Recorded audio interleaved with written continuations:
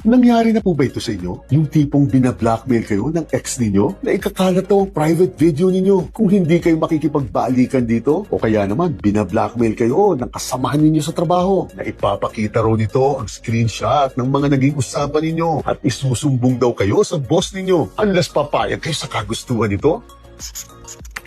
Tandaan ninyo na mahigpit pong ipinagbabawal ng pambablockmail sa bansang ito dahil bukod pa po sa napakaraming krimen na konektado sa mga gawain ganito, labag po ito sa ating right to privacy o sa karapatan nating mamuhay ng pribado. Kaya una, kung may ex po kayo na nananakot sa inyo na ilalabas daw nito ang mga private videos ninyo, kung hindi kayo papayag na makipagbalikan dito, labag pa rin po ito sa RA 9995 o sa ating anti-photo and video voyeurism law dahil ayon po sa batas nito, kahit pumayag kayong magpakuha ng masiselang photos and videos sa ibang tao, wala pa rin po itong karapatang kopyahin, ipagkalat, ibenta at pagkakitaan ang mga videos nito dahil magkakahiwalay po na consent o pagpayag ang kailangan sa bawat isa sa mga aspeto nito. Sa madaling salita po, hindi porket pumayag kayong magpakuha ng masiselang photos and videos ay nangangahulugang pumayag na rin kayong ipakita at ipagkalat ito sa ibang tao. At ang pangalawa, pagdating naman po sa mga usapan ninyong pribado,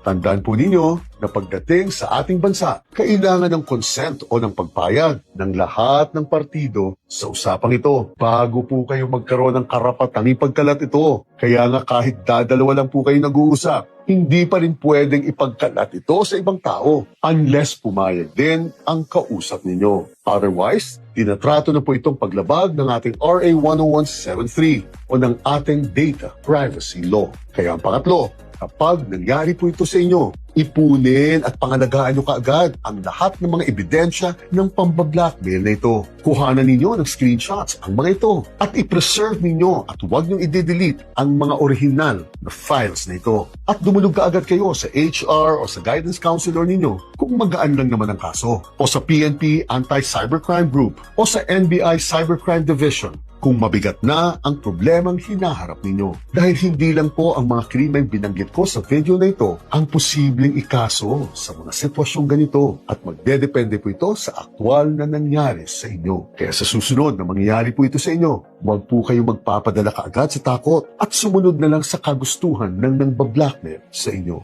Gine.